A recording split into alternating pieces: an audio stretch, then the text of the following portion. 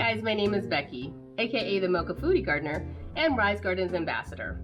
Today I'm going to talk to you guys about one of my favorite veggies that I like to grow in my garden, and that's Swiss chard. I'm also going to talk about how I go about preserving them because, as you can see, this guy's getting pretty big, at least for my garden.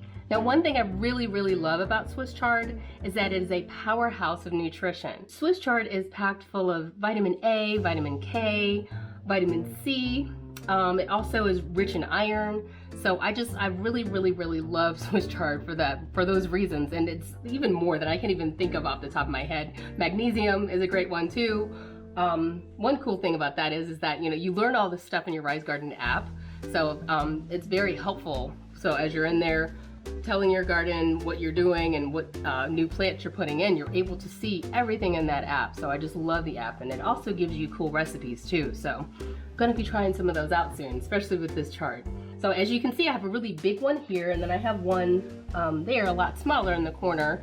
So I want to say I think I planted them about 2 weeks apart or so, which is really a good idea if you want to continue to have a continuous use of chard. You can also do a method that's called cut and grow back, where you just cut the edges of the leaves off, like a few leaves at a time, making sure that you leave about 5 leaves still on the plant so that it can continue to grow back. But when they get this size, you probably just want to go ahead and take it on out. So that's what we're about to do now. One thing I want to note about when the chard is still very small, sometimes you'll notice that it flops over a little bit. Now, this one is a little bit more sturdy, but just to give it a little bit more of a base, I go ahead and use one of my Rise Gardens trellises to help it just kind of stand in place, and it helps it sit up a bit more so that they're not slumping over so much. All right, so basically what you're gonna do is you're gonna squeeze the sides, and it may take a bit of elbow grease because this guy was pretty big. My goal is to not break any of the leaves off and to try to keep as much of the root intact as I can. So I'm just gonna tilt it this way, and you will see that there's a massive root system in there. I've already broken a bit of it off on the one side. And this is really all of this chard, because I have a tomato back there, which I want to be careful of that root system as well. But this is primarily all the Swiss chard root.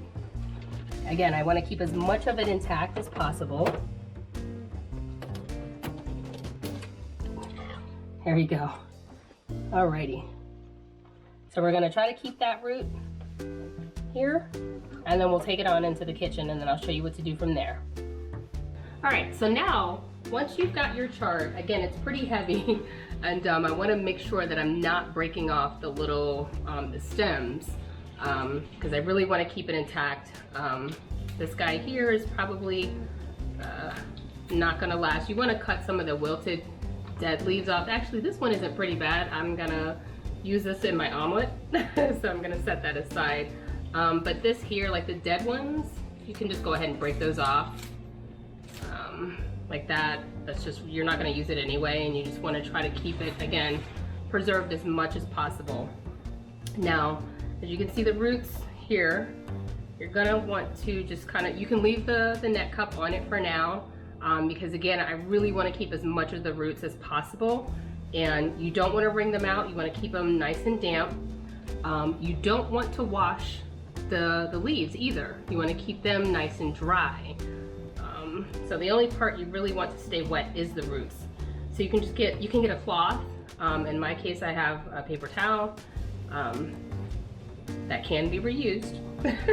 No shame in my game if you want to reuse it for that, or just, even just cleaning or what have you.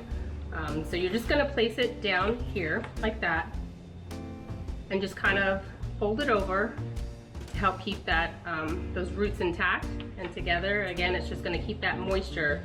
I think I've seen sometimes where people will actually wet the roots a little bit just to keep them nice and damp, because they're still fairly alive, because it's still got the roots attached to it. So, and you're going to want to get some breathable bags. These are reusable bags. You can use plastic produce bags that are breathable. I just like these guys because, again, I can continue to reuse them. So you want to gently slide it into the bag.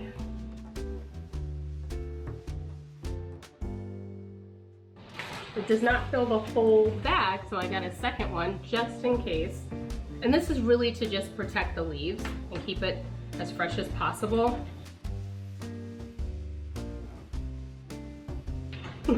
Protect it in there. So we can just do it like that. You can pull it all the way down. Let me see if I can do that without breaking it.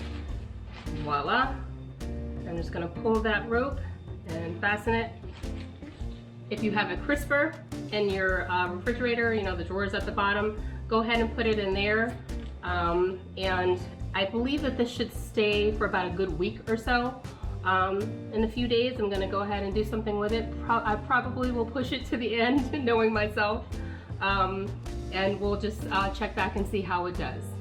I hope you guys found this video helpful. Thank you guys for watching.